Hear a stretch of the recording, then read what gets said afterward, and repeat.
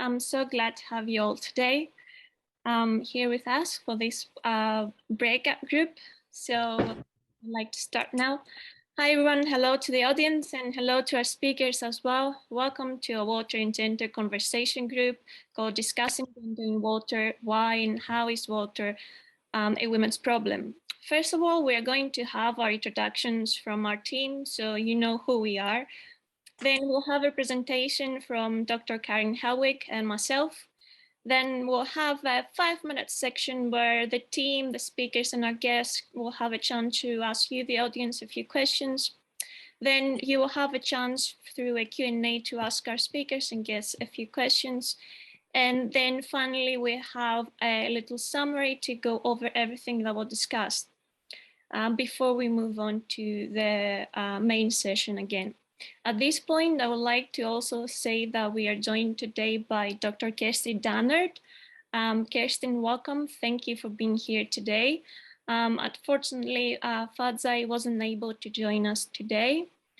Now to start our discussion, I'll go ahead and introduce myself. My name is Georgia Saiti. I'm from Greece, but I moved in Glasgow back in 2017 for my bachelor studies in environmental management. I am now doing my master's degree in climate justice, and along with my internship with UN House Scotland, I am also chair of the Glasgow branch of the United Nations Association here in the UK, a role which I am sharing with my colleague Fatma, who's going to introduce herself next. Fatma, over to you. Thank you, Georgia. Hi, everyone. Again, my name is Fatma Iftikhar and I am from Pakistan and have been living in the UK for the past 15 years. As the project manager for the climate initiatives teams, I'm based in East Renfrewshire, Glasgow. In response to climate change, I have years of experience working with BME community to bring about behavior changes. Furthermore, I'm currently pursuing a master's degree in climate justice, and in addition to my internship at UN House Scotland, I also serve as chair for the Glasgow branch of United Nations Association UK. So that's me. Over to you, Mary. Hello, everybody. My name is Miriah Hokalam from Nigeria. I relocated to Scotland in September 2021. I'm currently doing a master's in investment management. Prior to that time, I had been working in the banking industry. I'm currently a member of UN House as a volunteer intern. I'm involved with the climate and gender team. It's nice to have you all here. Thank you. Over to you, Georgia. Great, thank you to my colleagues for introducing themselves. We will now go ahead and start the presentations. We hope that you will enjoy our discussion, and if you have any questions during the presentations, please feel free to use the chat box and we'll make sure to answer your questions during the Q&A segment. Karin, I'm gonna start sharing my screen now so you can see the slides.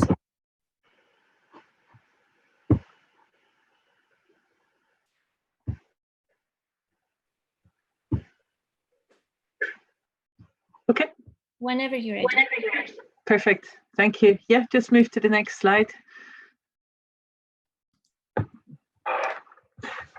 Oh, no, the one before. Yeah, thanks. Yeah, so I just wanted to start with a short kind of overview of the links between gender and climate change.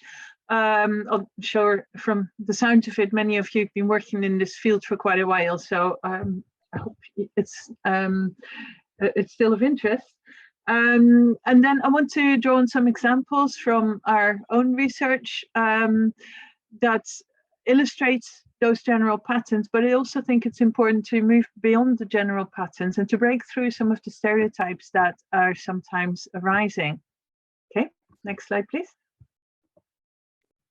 So when we hear women and climate change mentioned in the same sentence, we often see one of two things. Either we see women portrayed as very vulnerable, and alongside with polar bears, they're considered to be the most vulnerable group to the impacts of climate change. And the other way we often see the women portrayed is as holding the solution to climate change. So this is where women are portrayed in a more active role, And but they're also kind of shown as women as carers. You know, they are caring for the planet, they're altruistic, they're there to save and protect the planet and the people on it.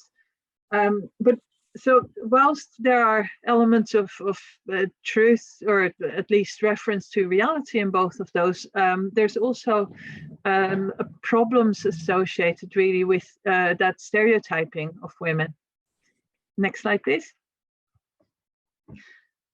Okay, so why is it necessary to have a gendered perspective on climate change? And it's really because there's an injustice in the fact that women are less responsible for the carbon emissions that have led to climate change, and at the same time they're more vulnerable to the impacts of it. So why is that? And we'll start with why they're less responsible. It's because women as a group are poorer, and there's a very strong link between wealth and carbon emissions. But it's also because women are less mobile. They travel less than men. Women are less likely to own cars, and women generally have lower levels of consumption than men. But of course, these are linked to other inequalities, linked to poverty and racial inequalities, and in particular to the very stark inequality between the global north and the global south. So whilst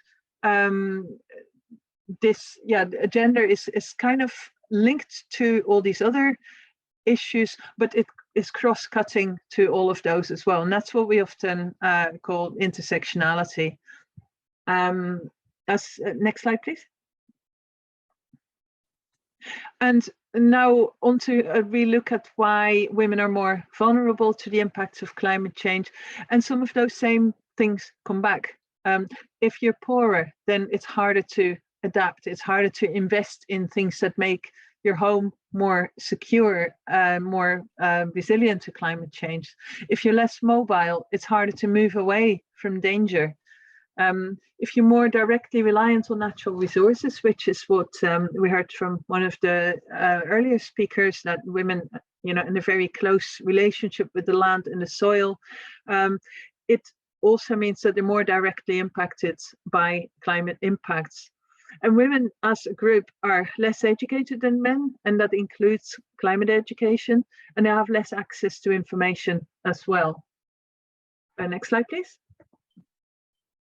So I wanted to brighten things up with a couple of examples now. And the first one is drawn from a project by one of my students, Jen Roberts, who did research with women in the Maasai communities of northern Tanzania.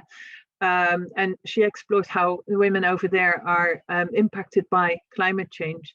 So what she described, and this is a pastoralist community, so what she describes is that there is no longer sufficient land for grazing in the north of Tanzania, because there's less grass as a result of the ongoing droughts and the climate impacts. So men are either having to go further afield, or they're having to leave livestock farming altogether, and they migrate to the cities. And this is compounded by some of the policies that are actually meant to enhance biodiversity and enhance enhance biodiversity and mitigate the climate impacts. For example, the designation of nature reserves, wildlife reserves. That often means that the pastoralists are no longer allowed to graze their herds in those areas. So we see these kind of different things compounding each other. And when the men move away to the cities, sometimes they marry first, but increasingly they move away before they get married. And when they do marry first, they send some money home every now and then. But when they move away unmarried, then the women stay behind with limited choices on how to make an impact. And the men also had the role to protect the compound, or the boma as it's called, from wild animal attacks. And whilst the men are away in the cities, the women are extra vulnerable. And I saw this little article in The Guardian on the right hand side, whereby 3 children who were looking for some lost cattle were killed by lions nearby one of the nature reserves in the area. And Jen, the student, said that this is precisely what the fear is, what the concern is, and that wouldn't have happened if the men hadn't had to move away to the cities. Next slide, please. This is a different example, and I can actually share the video, the link to the video in the chat. Just 2 seconds. So you can watch that later.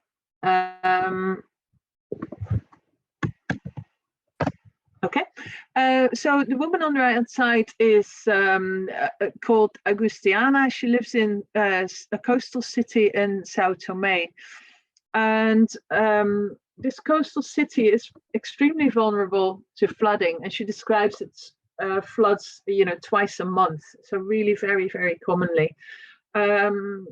She also told us that she's actually got a house in a different city further inland. So the question is, why did she move there in put herself in so much danger? And it's because her mother lives in this city near the coast. So she's moved there to look after her mother. And that clearly illustrates how that caring responsibility has caused her to put herself in danger, essentially. And the other thing she talks about is that her mother built the house they live in whilst she was a carer for Agustiana. So understandably, when looking after a toddler, she didn't do a fantastic job of it, and the house is structurally not all that sound. So Agustiana is worried about this. So again, the caring responsibility led to those women living in a house that's probably not resilient to the flooding. So they're very concerned about this. So the fact that Agustiana owns a house elsewhere does also indicate that this is not necessarily a matter of lifting women out of poverty. She's not necessarily short of an alternative location, but it is the societal roles and the gendered nature of their kind of position in the culture and in the society that are also part of the causes of that vulnerability. Next slide, please. And then very importantly, globally, women and girls tend to have the responsibility for collecting water. That really is a global pattern, and in many, many societies, that's the case. So what happens with climate change is that women and girls need to walk further to get nearby where they live dry up. That results in the fact that they have less opportunities to earn money or to get an education. They may be exposed to violence if the water resources are contested. They may be exposed to violence along the way on these longer journeys, and they may be exposed to domestic violence if they don't manage to discharge their responsibilities relating to water. Next slide, please. So there is attention for gender issues amongst policymakers, but too often the focus is really on economic development and entrepreneurship. I think as long as we lift women out of poverty, then everything's going to be fine. But that does not necessarily address the structural inequalities and the social gendered roles that women find themselves in that often inhibit and restrict what they can achieve. So it can only go so far. And then also, as I said in the introduction, quite often it's not just that the policies try to empower women, but they actually try to make the women responsible for sorting out all the problems, and that is very unfair. And it's based again, it's linked again to that role of women as altruistic carers. So it's really important that we address also the structural inequalities that prevent women from acting. Next slide, please. So women are not just vulnerable, they have an in-depth knowledge of the natural resources, and that includes the water. The women are highly capable. They're not passive and they don't need to be rescued. Global climate movements are often led by women, so they are powerful actors. And women may be carers, but they cannot be tasked with fixing the planet. Next slide, please. And so where do we go from here? It is time to break through those stereotypes, and women need increased access to and control over productive resources, and that includes both the land and the water, but also access to services, access to education, access to infrastructure. And that way, women's knowledge and understanding can be utilized much better. Women can get equal access to decision-making processes, and that will enable them to hold those responsible for climate change to account, and to make sure that the responsibility for fixing the planet is shared equally, but in particular shared by the people who are the most responsible for causing it. That was the end of my presentation, but if you'd like to know more about MSc in climate justice, then there's a link there. And if you just want to have a chat to find out if the MSc is for you or not, if you're interested, then please do feel free to send me an email. And you might also be interested in our Centre for Climate Justice, which is the research centre at Glasgow Caledonian University. And we have various public engagement activities throughout the year. Thanks very much. Great, thank you so much. I'd just like to say a huge thank you for your presentation. And I would also like to say that if you have any questions about Karin or her presentation, please feel free to put your question in the chat box, and we'll make sure to answer your question during the Q&A segment. I'm also aware that Kerstin, you have to leave us at 5. So if I don't get a chance to say bye to you, thank you so much for joining us. It's okay, I've arranged so I can stay, it's fine. I've managed to move things around so I can stay. That's great, thank you so much for that.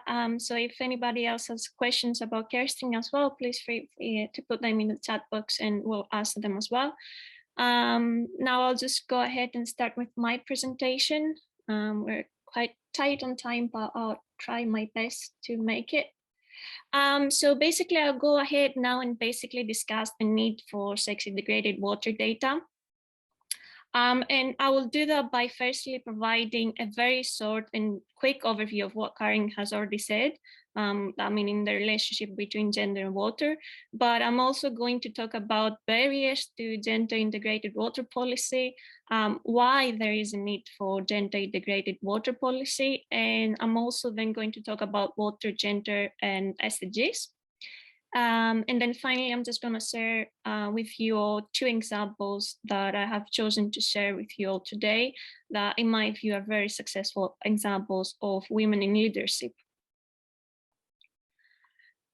So we have been saying that the lack of access to water and sanitation impacts health, education, employment, and empowerment of women and girls. Girls do not often go to school or may suffer psychological stress due to this very lack of access to safe and improved water. And I'd like to mention that a survey based on data from 2015 that was published by the World Health Organization and UNICEF showed that 8 out of 10 households, women and girls, are primarily responsible for water collection. So from what you can imagine, this is a time-consuming task when water is available off premises, thus that limits their attendance at school. And lastly, the 2012 edition of the UN World Water Development Report underlines that when women are unable to acquire or control water for agricultural production, both local and global food production are put at risk. So now moving on to the barriers to gender-integrated water policy. In most spheres of life, political and economic leadership is unequally shared between men and women, leading to gender disparities in terms of benefits from economic and social development, and to the lack of women's participation in water governance, for example, and decision-making processes. In this context, the relationship between gender and water and the recognition of women's roles in the management and conservation of water resources is often not reflected in policymaking or in the concession of rights to productive resources for women. So one of the key stumbling barriers to achieving a more robust gender-integrated national and international water policy is the lack of comparable data on gender-related water indicators. Unfortunately, the suitability of the data that already exists for gender analysis is somewhat limited. Often it is not categorized by sex or has methodological limitations such as small sample size, unreliable data collection methods, or lack of comparability. And finally, one of the many other challenges in producing gender statistics is that they are often seen as addressing a women's issue, becoming marginalized instead of mainstreamed, with no clear institutional arrangements in place to coordinate their production, and with limited resources dedicated to data collection and distribution. So why do we need a sex-integrated water policy? So for what has happened in the last 3 decades is that consensus has arisen amongst academics and policymakers that the incorporation of sex-integrated analysis in the water sector is of paramount importance. Despite the fact that efforts on gender equality have intensified, sex-integrated data remain key to assess the past progress and define appropriate future action. The availability of gender statistics and related information forms the basis that enables decision makers to formulate rightful and evidence-based responses and policies. So the collection and analysis of such data must ideally happen over a period of several years in order to reveal the extent of changes and to also allow taking corrective action within the policymaking process. Without this data, it is difficult to make effective analytical assessments of the comparative situation of women and men in various communities or parts of the world. Water embraces every aspect of life and is deeply connected to cultural, socioeconomic, and spiritual system. So it's within these systems that gender relations come into play and influence the different ways in which water is accessed, conserved, and managed. So it is of great importance, the acknowledgement of the relationship between gender and water in order to achieve progress on water security and gender equality, and also to the achievement of all the SDGs as well. So moving on, I would like to mention that in 2015, there was a new development agenda that was succeeded the Millennium Development Agenda and also the Millennium Development Goals. And that was the 2030 Agenda for Sustainable Development. So within that agenda, there were about 53 out of 230, I believe, SDG indicators that explicitly address gender equality. And insofar as SDG 5, SDG 5 makes direct mention of gender, actually, and that is to achieve gender equality and empower all women and girls. So what I would like to mention is that the targets of all of other SDGs also make reference to gender-related issues, including valuing unpaid work, greater participation by women in public life and institutions, equal rights to economic resources, and among others. But it can be concluded that gender equality has been recognized as a requirement and a means for the achievement of the SDGs and the Agenda 2030 as a whole. So the World Health Organization and the UNICEF update report of 2017 highlighted the importance of effective gender responsive programming in the WASH sector as a major contributor to the progress in gender equality through increased participation and voice in decision-making and management by women. Despite the fact that gender equality and gender-related issues form a very important part of the SDGs, the recently published monitoring report from UN Women pointed out that progress for women and girls remain unacceptably slow. So it found that new data and analysis are the lines that unless progress on gender equality is significantly accelerated, the global community will not be able to keep up its promise.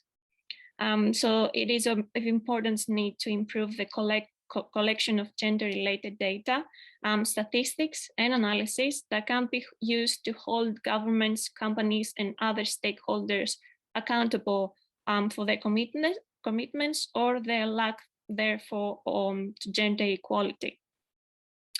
So to move on now, I'd like to share 2 examples that I found really successful examples of women in leadership. The first one is of the country of Malawi. So what happened in Malawi is that in the 80s, the government of Malawi began providing piped water to low-income households in 50 districts, establishing community-run tap committees to collect bills and manage systems. What happened though is that men made up 90% of committee memberships and problems quickly became apparent. The men were often away from home while women were the ones actually using and managing water day to day. Over the years, the TAP committees failed to collect payments, manage their money, or retain membership. And in order to kind of like save this project, the government recruited women into the TAP committees and also trained them. Once women made up the majority of members, they paid water bills more reliably, held regular meetings with high attendance rates, and redesigned communal taps to be more user-friendly. So what that shows us is that nearly 24,000 low-income families across Malawi gained access to reliable water supplies. And the last example that I would like to share with you all today is when Miriah Hokalam served as the Ugandan Minister of State of Water. She developed a 5-year gender strategy for the water sector. This strategy basically promoted women to take up key positions on decision-making committees and provided guidance on integrating women's concerns into the water and sanitation sectors. So with the implementation of the first round of strategies, Ugandan's access to safe water increased from 51% to 61% in only 2 years.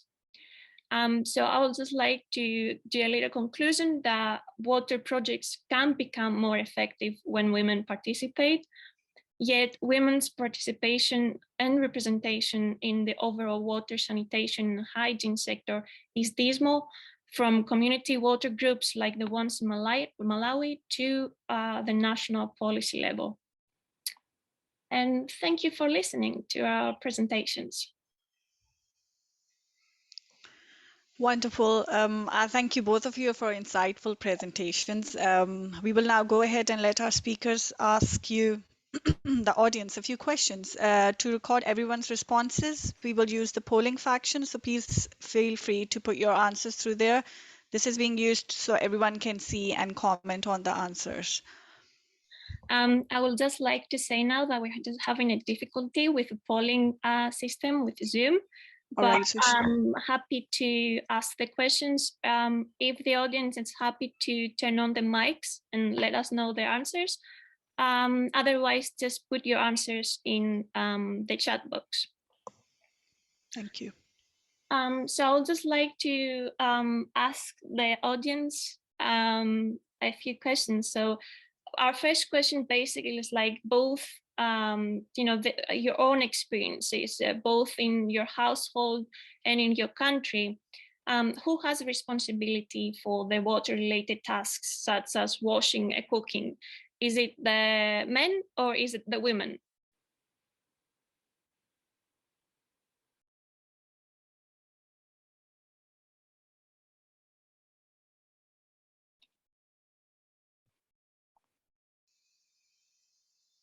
I think I'll start off. Reason being, you said what happens in your country. So if I go back to Pakistan, the water level is like even under the it's drying up, and so basically we have to go and get water from water plants, which is purified and it's drinkable. So that duty comes to women. It's not us walking, it's basically us driving to that point and getting the water. And so cooking and washing is still the women job. So there you go. I've started off. I can see some people in the chat box as well that say women. So I guess it's fair to say that really is a huge problem, and it kind of like reflects on what we've been discussing from both Karin's presentation and my presentation as well. Next off, I'm gonna ask the question of what is the water quality like when you are like both tap water and environmental water? Is it good? Is it medium, or is it really poor?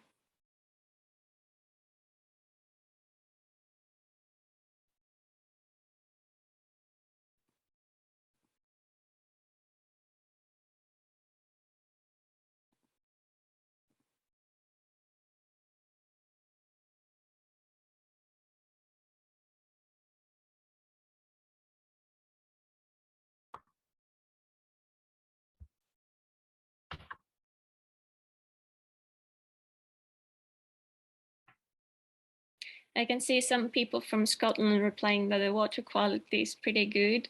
I'm not, do you have any international members of the audience who are not based in the UK that would like to share their views on the water quality where they live?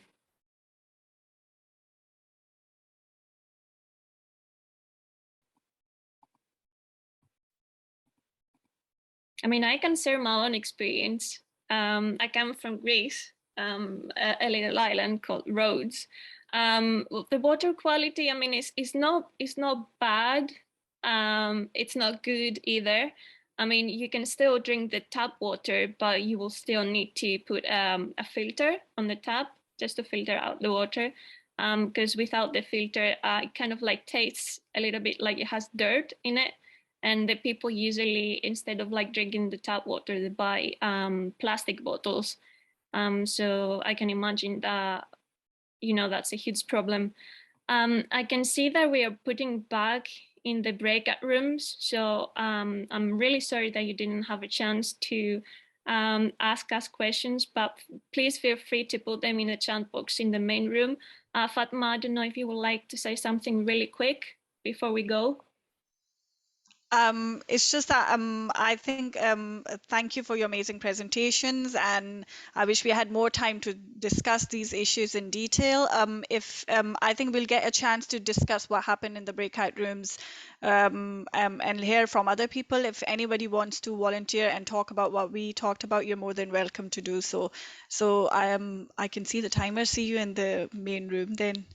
Great. Thank you so much, everybody.